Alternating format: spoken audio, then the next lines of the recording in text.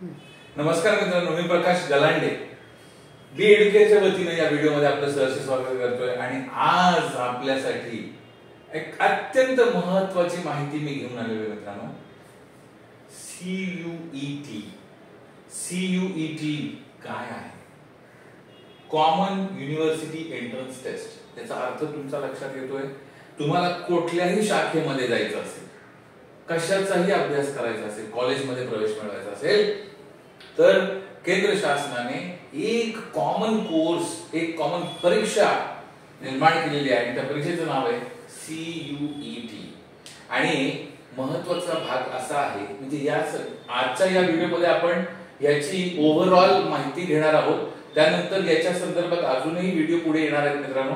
पण आज मी तुर्तास तुम्हाला सीयूईटी नेमकं काय आहे, परीक्षा ही कशा करता द्यायची असते आणि याचे लाभ काय आहेत, हे सगळं आपण आज बघणार आहोत. त्यांची एक्झाम डेट वगैरे सगळं या ठिकाणी दिलेले, तर आपण सविस्तर चर्चा करू. आता कॉमन युनिव्हर्सिटी एंट्रन्स टेस्ट म्हणजे केंद्र शासनाने जेवढ्या युनिव्हर्सिटी चालवल्या आहेत किंवा राज्य शासनाने ज्या युनिव्हर्सिटी चालवल्या आहेत किंवा अभिमत म्हणजे डीम्ड युनिव्हर्सिटी किंवा खासगी प्रायव्हेट युनिव्हर्सिटीज असतील, कुठेही प्रवेश मिळवण्यासाठी सीयूईटी एक्झामचा स्कोर चालतो.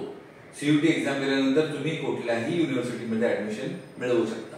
फक्त प्रश्न असा आहे की प्रत्येक युनिव्हर्सिटीचा आपला एक क्रायटेरिया आहे. काही युनिव्हर्सिटी 60% मार्क विचारतात, काही 50%ला प्रवेश देतात, काही 45%ला देतात.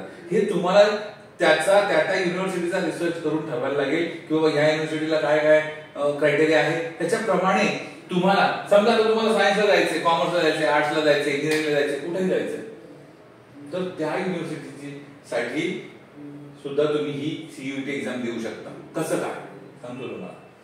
बघा, पहिल्यांदा आपण असं बघू की ही जी सीयूईटी एक्झाम आहे ही कोण घेतं? नॅशनल टेस्टिंग एजन्सी नावाची एक संस्था आहे, जी गव्हर्नमेंटची संस्था आहे आणि ही संस्था सीयूईटी एक्झाम घेते. ही एक्झाम देण्यासाठी काही वयोमर्यादा आहे का?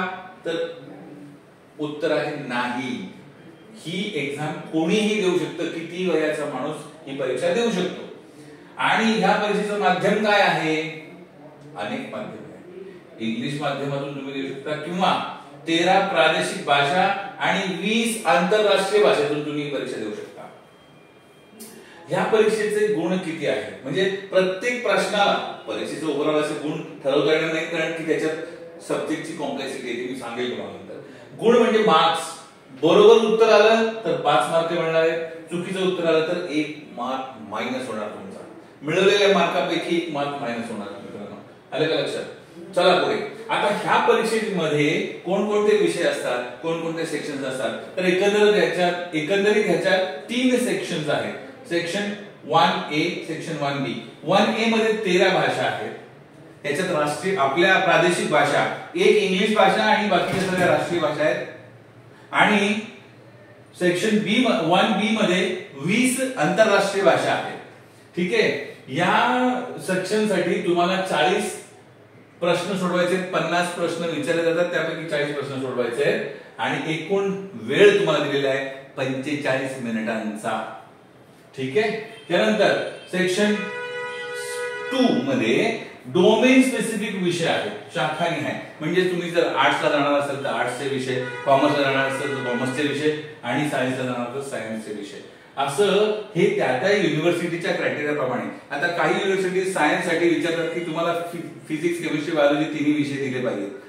काही म्हणतात की तुम्ही फक्त फिजिक्स आणि केमिस्ट्री दिली तरी चालेल. असं तो क्रायटेरिया त्या युनिव्हर्सिटीचा असतो. त्याप्रमाणे तुम्हाला हे सब्जेक्ट्स निवडायचे आहेत, स्वतः निवडायचे. म्हणजे तुम्हाला कंपल्शन कुठलंच नाहीये. ह्या परीक्षेचा सगळ्यात मोठा फायदा काय माहितीये का मित्रांनो? इथं तुमच्या डोक्यावर कोणी बोजा दिलेला नाहीये की हे आमचे विषय तर ह्याचा तुम्हाला अभ्यास करायचा असं नाही. तुम्हाला ज्या विषयाची आवड आहे, तुम्हाला ज्या विषयामध्ये गती आहे, ज्या विषयामध्ये तुम्हाला प्रावीण्य आहे, तो विषय तुम्ही निवडू शकता. हाय स्वातंत्र्य तुम्हाला आहे. ठीक आहे. 50 पैकी 40 प्रश्न इथे सोडवायचे तुम्हाला. पण 21 असे विषय आहेत की ज्याच्यामध्ये 45 मिनिटं आहेत एका विषयाला आणि 6 विषय असे आहेत की त्यांना 1 तास लागतो, म्हणजे 1 तास दिला जातो एका विषयासाठी. ठीक आहे. त्याच्यानंतर तिसरा सेक्शन आहे जनरल टेस्ट आणि या जनरल टेस्ट मध्ये क्वांटिटेटिव्ह ऍप्टिट्यूड आहे, करंट अफेअर्स आहे, जनरल नॉलेज आहे, आणि लॉजिकल रिझनिंग आहे, हे सगळे जनरल विषय याच्यामध्ये विचारले जातात. याच्यात सुद्धा तुम्हाला 60 प्रश्न आहे. 60 पैकी 50 प्रश्न सोडवायचे. वेळ अवधी आहे 60 मिनिटं म्हणजे 1 तासांचा. ठीक आहे मित्रांनो.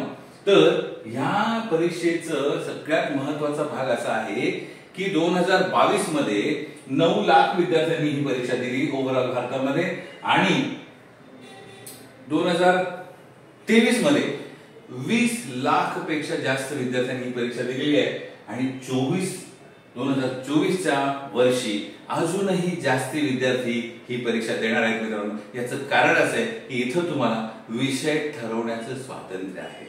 तुम्हाला असं नाही की बाबा हाच विषय दिला पाहिजे, हीच परीक्षा केली पाहिजे, असं नाही. तुम्ही स्वतः ठरवू शकता की मला कुठल्या विषयाला जायचंय आणि कोणता विषय माझा आवडीचा आहे. जो आवडीचा नसेल तो तुम्ही टाळू शकता, जो आवडीचा असेल तो घेऊ शकता. प्रोव्हिजनल डेट्स म्हणजे तात्पुरत्या डेट्स दिलेल्या आहेत. खरं तर असं म्हणण्याची पद्धत आहे प्रोव्हिजनल डेट्स, खरं ह्याच डेट्स आहेत. ह्याच्यात जर काही बदल आले, अपडेट्स आले तर नक्की तुम्हाला कळवू मित्रांनो. तुम्ही जर आपल्या चॅनलला सबस्क्राईब केलेलं नसेल तर निश्चितपणानं लाईक, शेअर आणि सबस्क्राईब करून घ्या, म्हणजे अशा प्रकारची महत्वाची माहिती असलेले नवनवीन व्हिडिओ तुमच्याकडे त्वरित पोहोचतील. ठीक आहे. तर सीईटी 2024 ची एक प्रोव्हिजनल डेट्स आलेल्या आहेत, त्याही मी तुम्हाला सांगून देतो. ऑनलाईन अर्ज म्हणजे फॉर्म सबमिशन हा 9 फेब्रुवारी 2024 ते 30 मार्च 2024 ही तारीख आहे. परीक्षाची फी भरण्याची शेवटची तारीख आहे 30 मार्च 2024. अर्जात दुरुस्ती काही करायची असेल, काही चुका झालेल्या असतील तर त्यासाठी सुद्धा प्रोव्हिजन ठेवलेली आहे 1 एप्रिल ते 3 एप्रिल 2024. शहर जाहीर करण्याची तारीख म्हणजे जी नॅशनल टेस्टिंग एजन्सी आहे एनटीए, ही एजन्सी तुम्हाला कळवेल की तुमचं कुठल्या शहरातल्या कॉलेजमध्ये, महाविद्यालयामध्ये, सेंटरमध्ये परीक्षा असणार आहे. ठीक आहे. ऍडमिट कार्ड तुम्हाला मिळणार आहे परीक्षेच्या 3 दिवस आधी आणि ही परीक्षा प्रत्यक्षात होणार आहे. सीईटी 2024 ही परीक्षा 21 मे 2024 पासून 31 मे 2024 पर्यंत चालणार आहे मित्रांनो. आलं लक्षात तुम्हाला. तर ह्या दृष्टीने तुम्हाला आता सीईटी एक्झामची तयारी करायची आहे आणि ह्या एक्झामची खरी तयारी कशी करावी, कोणकोणत्या विषयाचा अभ्यास कसा करावा, यासाठी आपण पुढचा व्हिडिओ निश्चितपणाने बघा. तोपर्यंत all the best. Thank you very much.